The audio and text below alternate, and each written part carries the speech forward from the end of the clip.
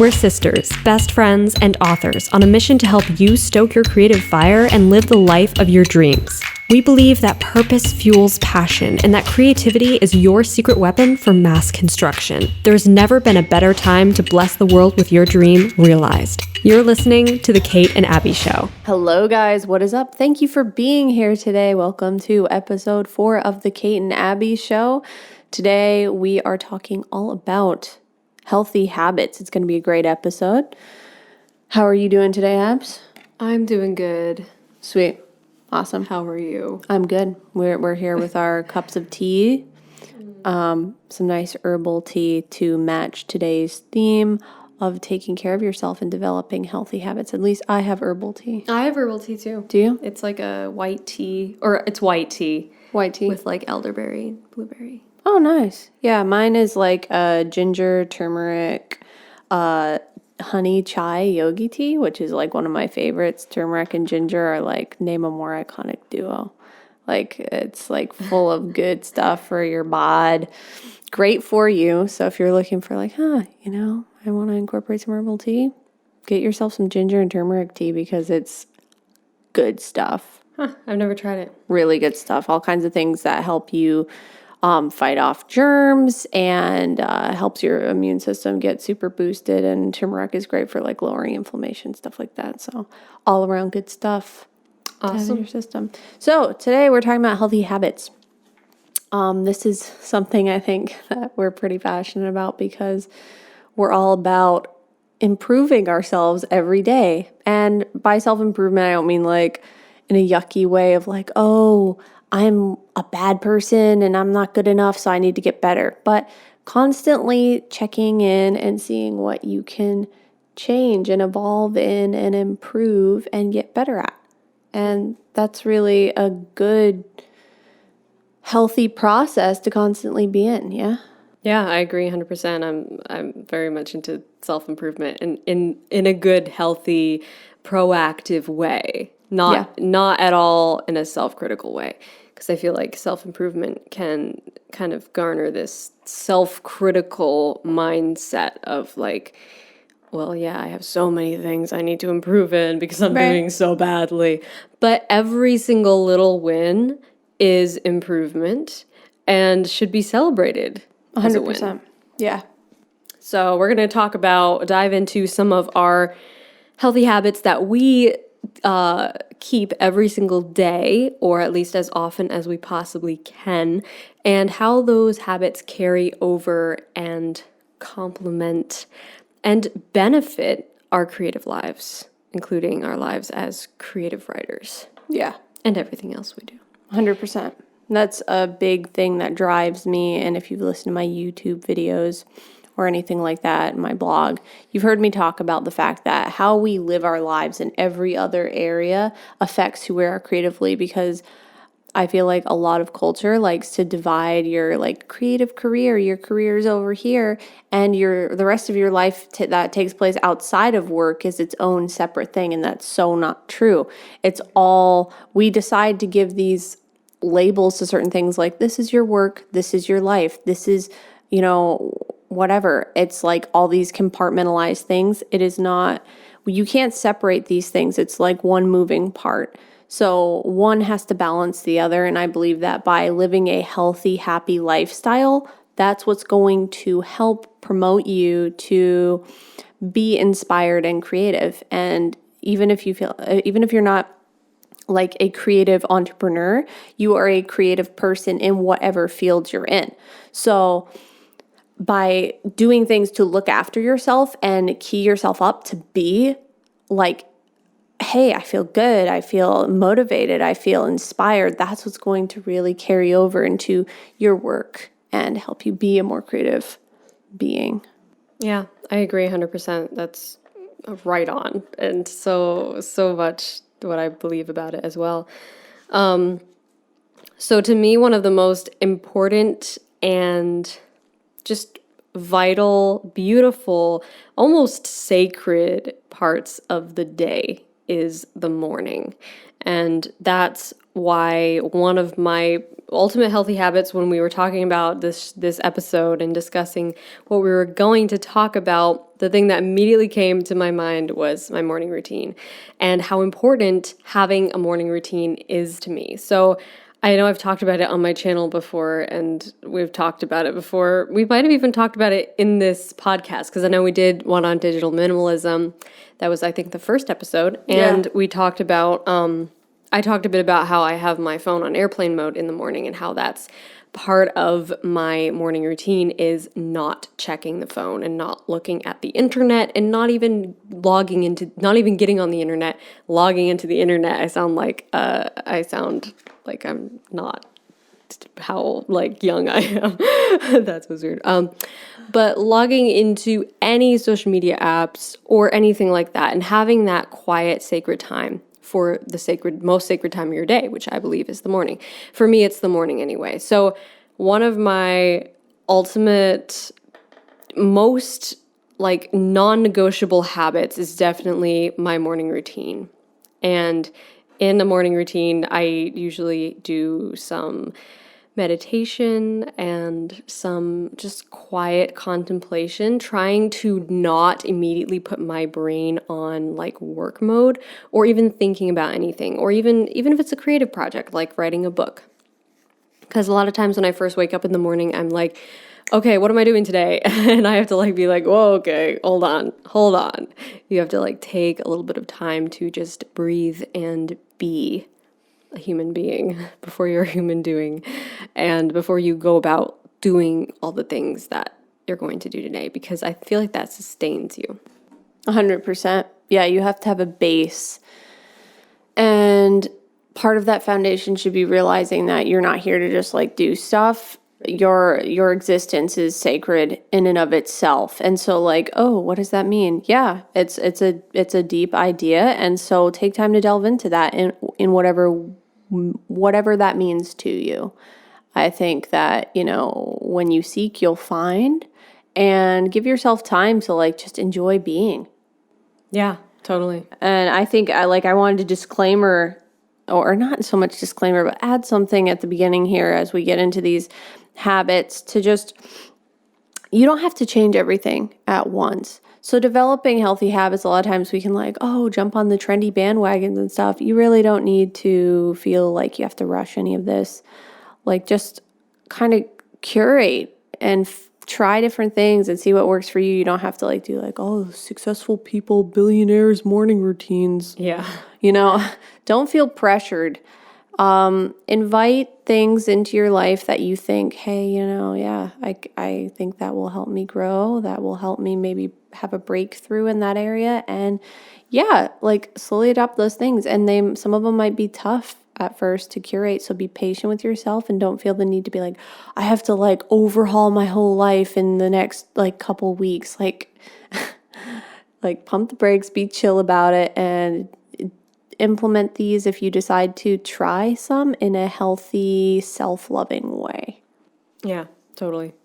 For sure. I think you definitely have to find what works best for you.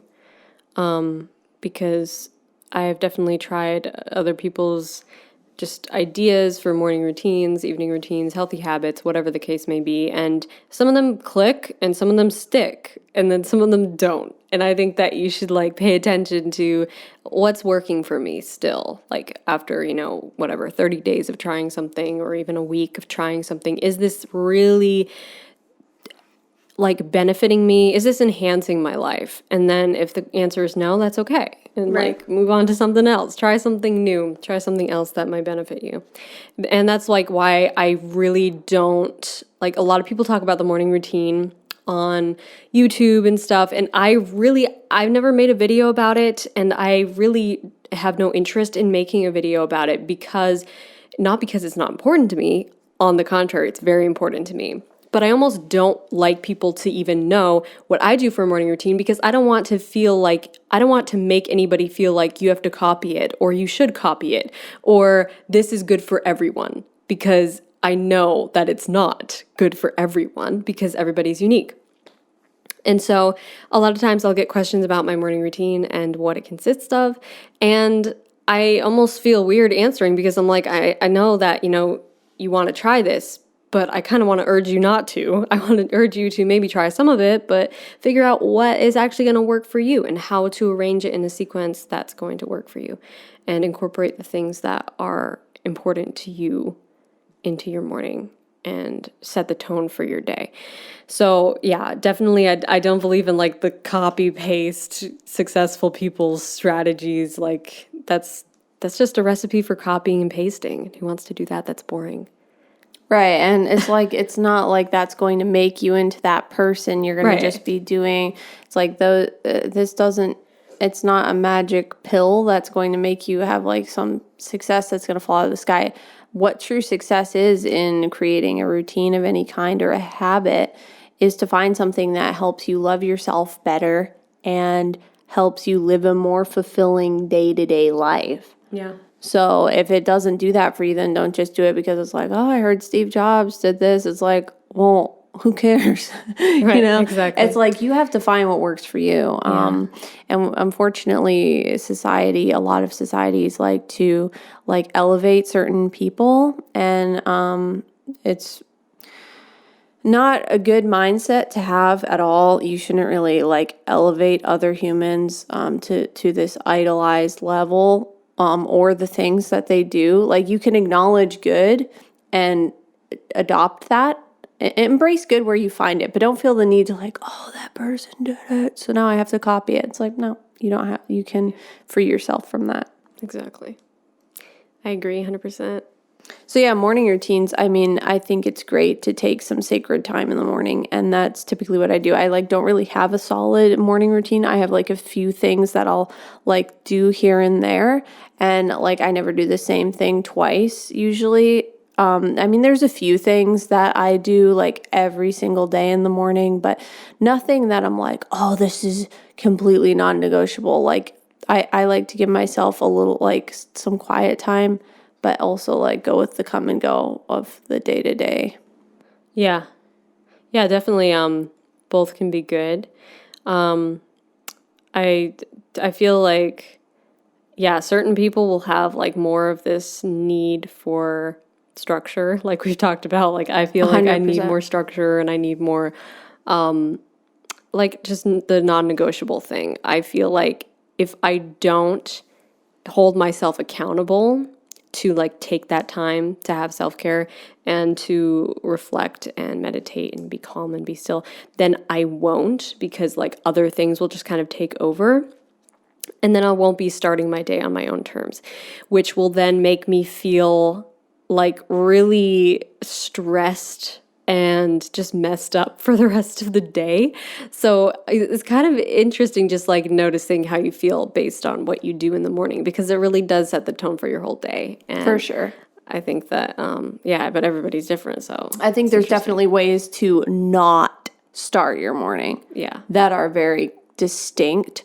Like you mentioned, not checking your phone and getting on the internet right away first thing in the morning. I think that's a really healthy habit to adopt, regardless of what you're going to build outside of that. But there are certain things that's like, you don't need to be like on social media like first thing in the morning. And like weeding some of that out of your life can already open you up to some like, hey, I should be doing this, or, time will crop up in place of that. Right. Yeah, I've been thinking a lot about moods lately, and how a lot of times when you go to do something, whether it's like writing or any kind of creative project or anything really, even if it's work, and you feel like I'm really not in the mood to do this. Like, what is that from? And thinking about like, what's that from is really all of your moods come from what has been happening to you and how you've been processing thought before this realization that you're in a particular mood. So like when you first wake up in the morning, like when you first open your eyes, you're really not in any mood because nothing has happened to you so far today. You just woke up, nobody has been speaking to you, you haven't been in any arguments, you haven't been in any conversations, nothing has made you laugh, nothing has made you joyful, but nothing has made you upset or angry yet either. So you're not really in the mood, you're just kind of like in this blank canvas state. so what I find interesting about like starting your morning on your own terms and figuring out how do I want my day to start is kind of reverse engineering it and asking yourself, well, what kind of mood do I want to be in today? Or what mood do I want to approach my work in today, or my writing, or whatever the case may be? And then kind of reverse engineering that and figuring out how can I set myself up for success, really, mentally and emotionally, with what I'm about to do with the first hour of my day, or the first few hours of my day, or even the first few minutes, first 10 minutes. And how can I cultivate a beautiful, peaceful, creative mindset and mood to approach my day with? Yeah, 100%. I think that's a great approach. First thing to figure out, like, okay, I'm kind of steering the ship here. And to some extent, you do have control over some things, like your thoughts and what you decide to like delve into emotionally, if that makes sense. Not that I'm saying like, oh, you're in control over everything. No, but the things that you are in control over, then, hey, let's take advantage of that and curate those things carefully so that we can set ourselves up for success as best we are able. Right. You mentioned meditation. Meditation is one that I have written down for myself, and I know that you've had some great experiences with it too. I think that taking time to meditate, whether it's first thing in the morning or even taking a break in the middle of the day or any time before bed, whenever, to sort of reset and wind down, can be incredibly beneficial. Yeah, totally. I was meditating the other day before I started writing yesterday, before I started my writing session, and I actually did my own meditation video that I put up on YouTube before NaNoWriMo, or actually day one of NaNoWriMo, I posted on YouTube of last year. And it's a writing meditation, and it just goes in, it's like a 10-minute thing, and it goes through my affirmations that I say before I start writing. And it just put me in such a great like mood and mindset, and just like a really nice peaceful state of mind. And I had a great writing day, like wrote 3,000 words. It was awesome. Oh, that's awesome. Yeah, I think there's so much to grounding in the present and just becoming still and letting everything else fall away, like shutting down the information input is what I call it. And meditation is like anti-information input. It's like actually tapping back into your center and becoming regrounded. And there's so much creativity there. That's where creativity really springs from. Right. And it helps you like get more into that state of flow. Did you see that video that Matt D'Avella posted? I think recently. It was about getting into flow. And flow is such an interesting, it's really like, it's kind of like a psychological term, but it's about, getting into a state of creativity that you're so absorbed in it. It's almost like nothing else exists. And I know that we've both experienced it with writing and with other things as well. And it's so interesting because there are these different triggers that basically bring you into this state of flow. And I heard somebody talking about it in that video. He was interviewing somebody, and he was talking about how, like, it's not actually that your brain is doing more. It's that your brain is actually doing less. So it's like quieting down. It's like shutting down these other kind of centers in your brain that are like receiving all this information. And it's just like focusing all your energy into one area of your brain, where that's where like the state of flow comes from. And you're more creative there, and you're more like absorbed and more effective in what you're doing, which I find really interesting. And I feel like meditation could contribute to that. Yeah. And so it's almost like your brain's like pulling back from like keeping an eye on everything else and zeroing in more on one thing. Yeah. It's like this incredibly focused state of mind. It's very cool. Yeah. That is really cool. Yeah, I agree with you. I think that meditation could definitely be, I mean, it is it's this incredible method for calming down and getting back to a centered state. Like, okay, we're just present. We're not thinking about all this stuff. We're just present.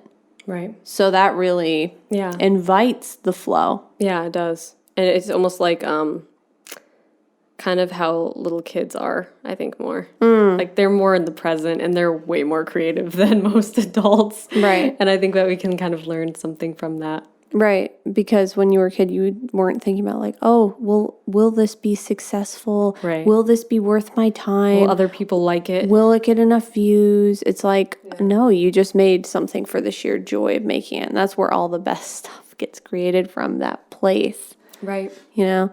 Totally. And I think like starting off with meditation, like there's no right or wrong. I see a lot of people ask about like, oh, how to meditate. And it's such a personal thing that it's like, you do you. And if you're having an experience that's grounding and calming, then you're doing it right. And I'm air quoting right here because it's subjective. Yeah, it really is. It's definitely going to be different for everybody. Yeah. Yeah, and another thing that helps me to kind of calm down the input and clean up some of the mental clutter is journaling. And journaling is something that's usually a part of my morning routine or my evening routine. I kind of let that be flexible. So if I don't feel like journaling in the morning, I'll journal at night and vice versa. But I find that when I feel like just muddled, like I have a bunch of thoughts in my head, just like taking up space and I don't really know what to do with them, I journal, and it really helps me to just kind of empty the reservoir, so to speak, of like all of these thoughts and emotions and worries about various things, and just like write it all down, kind of like morning pages style, which is just like writing down a stream of consciousness for 20 minutes, I think, or an X amount of pages, whatever is your style. So emptying your thoughts onto the page is just such a nice release and a nice way to just get rid of mental clutter and kind of turn down the volume, so to speak, of like the internal voices. Right. Which can sometimes disrupt the creative process. Absolutely. I think that's one of the beauties of turning down all the external input is that you get down to the core of like, what do you really think? What do you really feel outside of what you're being told by media and other creators and people and the views and the likes and the reach and all of that? Like, who you are as a creative isn't because of that. It doesn't come from there. It comes from a place beyond that. So I think when we strip those things away, we are able to tap into that better. Yeah, for sure. Another thing that is big for both of us is getting moving. Yes. So you read a book that talks about exercise and how it actually helps to stimulate your creativity. Yes. Yeah, that's a really fascinating book. It's called Spark, and I actually cannot remember the author, which is disappointing, but it's called Spark, The Science of Exercise in the Brain or something like that. It's like the only book that you'll find like that. But it's really fascinating, goes into a lot of the really interesting studies done linking exercise and what happens in your brain and your performance and your creativity and your mood and lifespan. It's just really fascinating stuff. Totally recommend that book if you are at all interested in just learning more about exercise and how it influences the rest of your life, because it's definitely worth researching. And once you research it and like I listened to this book, the audiobook, or read this book, it feels like so empowering, like you're so empowered to go exercise just for the benefits, just for the mental benefits, never mind the physical benefits. Like I feel like most people exercise for the physical benefits. Right. Like they want to get toned or get flexible or lose weight or whatever, but they don't think very much about the mental benefits. But there are so many mental benefits to exercise. And I know that we've experienced it firsthand with creativity. Yeah, absolutely. For me, my two favorite mediums for getting moving are yoga and karate and martial arts of various styles. And the thing is they have so many components to them that just helps you to again, tap into the flow, because it's about just getting moving and having a personal experience. And I bring up those two specifically because a lot of people hear working out and they think of like someone sweating their head off in a gym, lifting weights and running on a treadmill. And it sure, it can be that if you want it to be, but it doesn't have to. Exercise is an incredibly personal thing. So find what works for you. And for me, yoga has been one of the most beneficial forms of exercise, actually quite closely related to meditation, because it's a bit of a moving meditation, and it's proven to be one of the best methods that I use for getting unstuck creatively, whether I'm just frustrated with something or I don't feel inspired. I'll kind of just close out some tabs and go do yoga for 30 minutes or so, and it usually completely turns my day around. I thought you were saying closing out tabs like metaphorically. Like, whoa, what is that metaphor? Metaphorically and literally. Closing the tab, literally, metaphorically closing the tab in your brain. How many tabs do we have open in our minds all day? You know? Yeah. And then we wonder why we crash and burn. Yeah, exactly. The same with martial arts.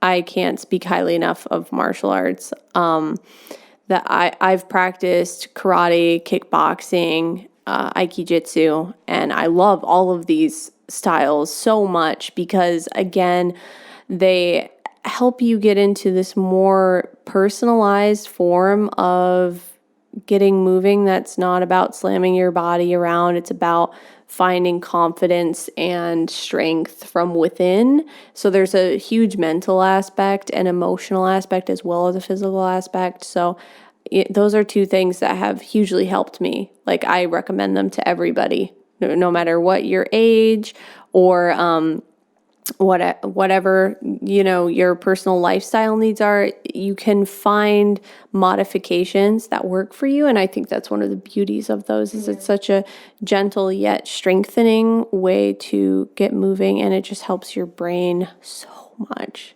Yeah, totally. And that's really important to mention, that like modifications and figuring out what works for your body, because everybody's capacity is different, and you doing your best is going to look like somebody else doing their best is going to look totally different than you doing your best. And it's not like, oh, I have to get up to what they're doing, because their capacity is completely different, and their cardiovascular system is completely different. Their body is completely different. So it's important to take that into consideration when you are exercising, and just find what feels good. Find what feels good and what energizes you and strengthens you. Use what's available to you. Yeah. And there's that's like ultimate, do what feels right for your body. Yeah, yoga is definitely something that I love to do as well. And it's so nice, especially like to do a yoga video, because you can do it right in your own home with your own stuff. And if you have a yoga mat, you don't even need a yoga mat. You could just do it on the floor or in the grass. Or in a chair even. Yeah, that too. And it's really awesome because one of the things I love about doing yoga videos is the time limit. Is that you can be like, okay, I have a half hour to do something nice for my body. I'm going to go find a half hour long yoga video or 25-minute yoga video and just commit to that. And you don't have to think about what you're going to do, if you're going to do like this many reps of something or this many miles on your treadmill or whatever. You can just be like, okay, I'm going to do this. I'm going to forget all about the to-do list and all the things I have to do for just 30 minutes and just do this for my body. And it's really nice also for your mental health and your creativity. And even something like I've found, like just walking.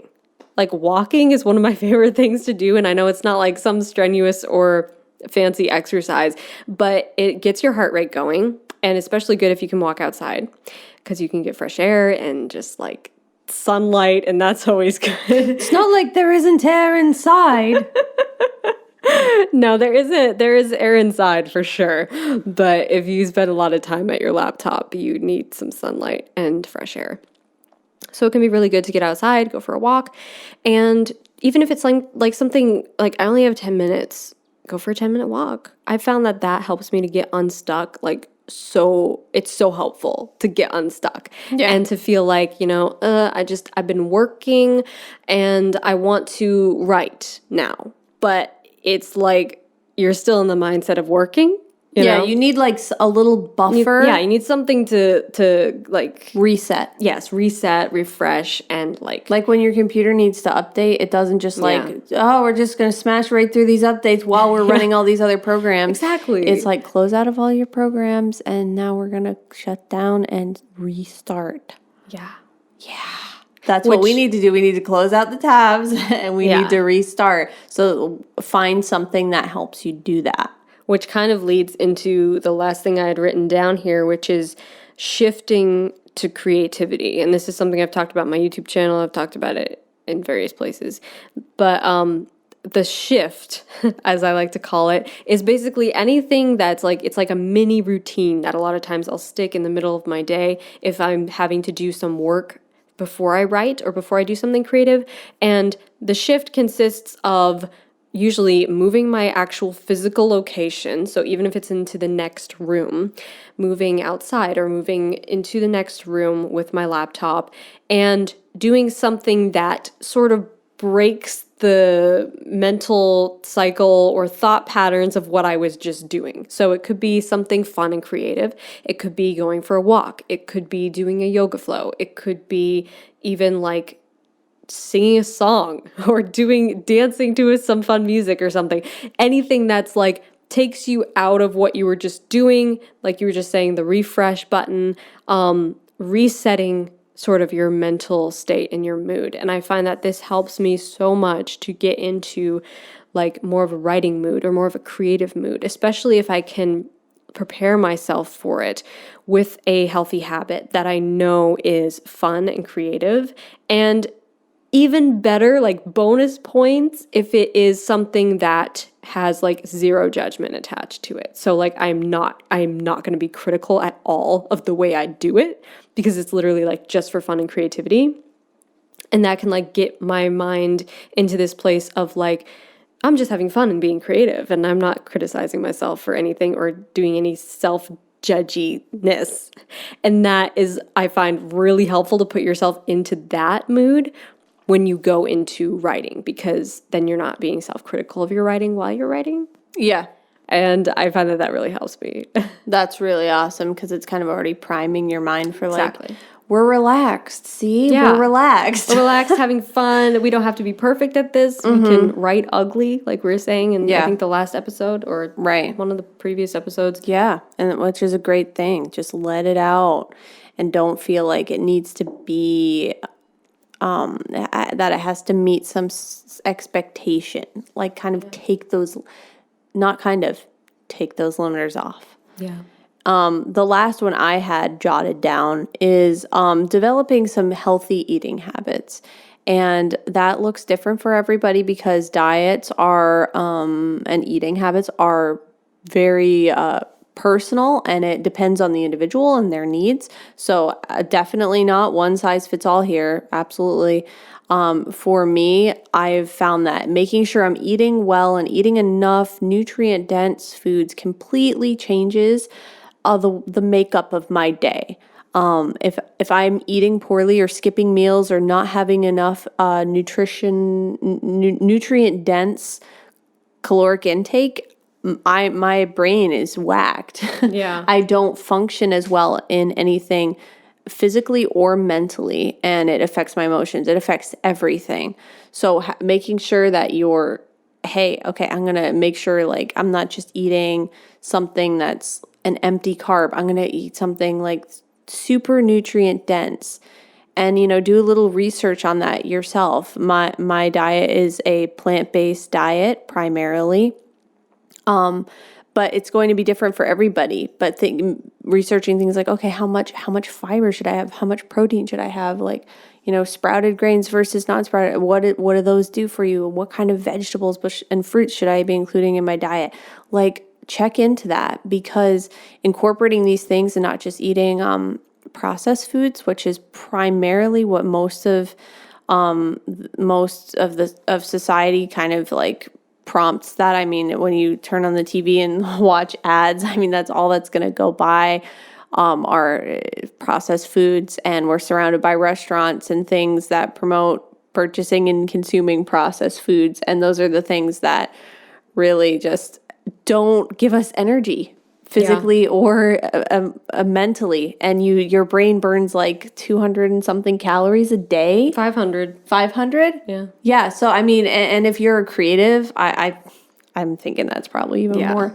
1,000. Yeah. So you got to be feeding yourself, You're like nourishing living, yourself. if you're a writer, you're like living a bunch of other people's lives and having to deal with their thoughts and emotions. That burns a lot of calories, I'm sure.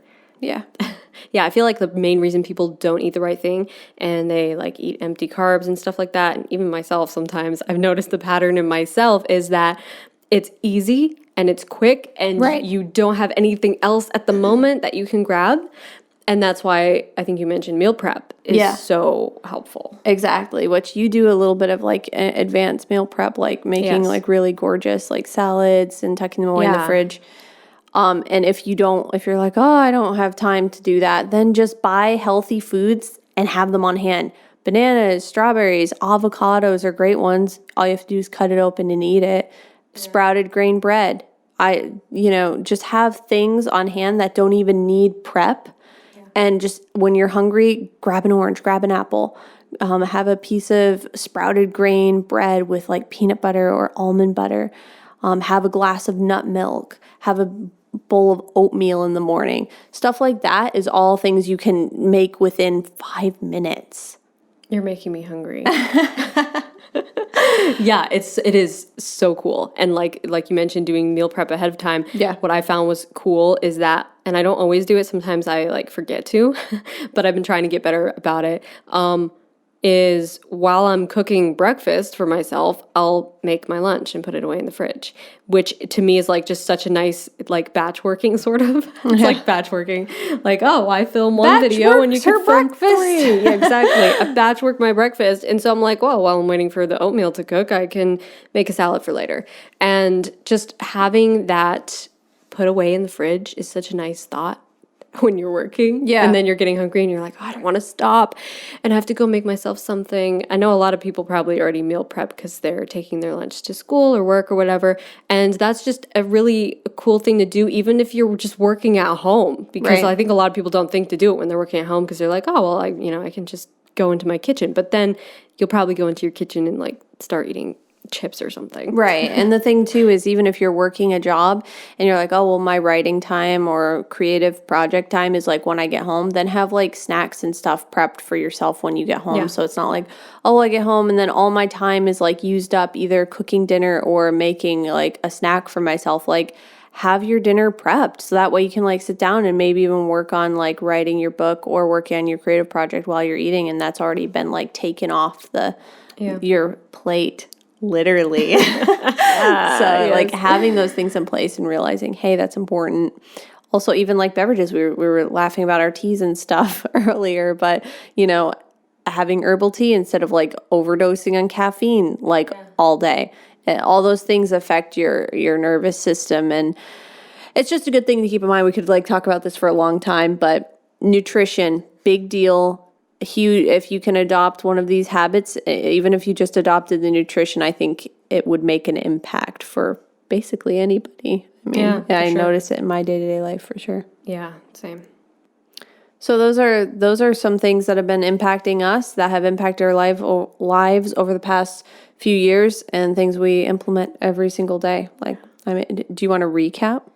Yeah, I mean, I think what I talked about was like the morning routine, non-negotiable morning routines, and evening routines if you want that as well. That's also really nice. I have an evening routine that I love, and it just helps me to wind down and get to sleep at night, which is also important for your creativity. We didn't even talk about sleep, but sleep is so important too.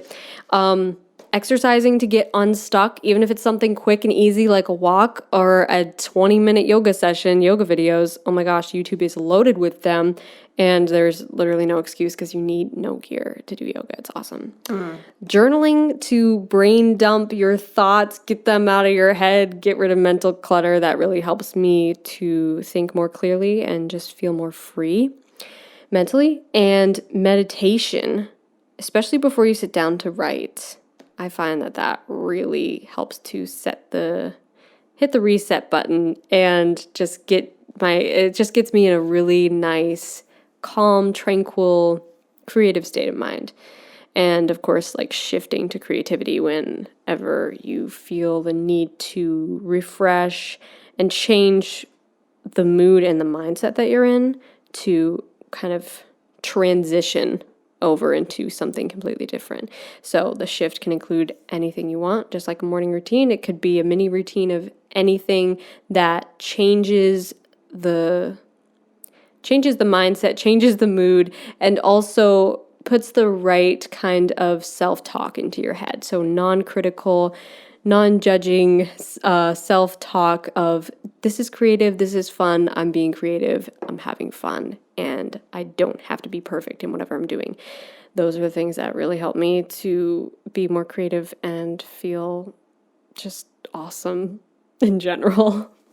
Yeah. And the only one that I had that was different from your list is meal prepping and being conscious about nutrition and realizing the importance of that.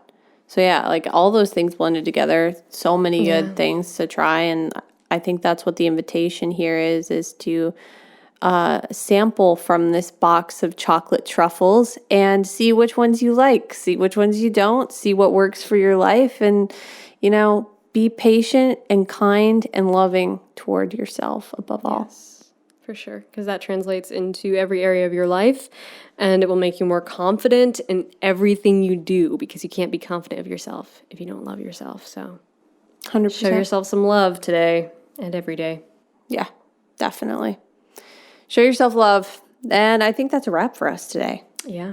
Thank you guys so much for being here. Tell us below in the comments if you're watching on YouTube, and if you're listening on any other medium, send us a message. Tell us what healthy habit we talked about is your favorite, or which one you're eager to maybe try, or what you already do as a healthy habit. Like, hey, I would add to that list and I'd add this. What would you add? We would love to know. We'd love to chat with you guys.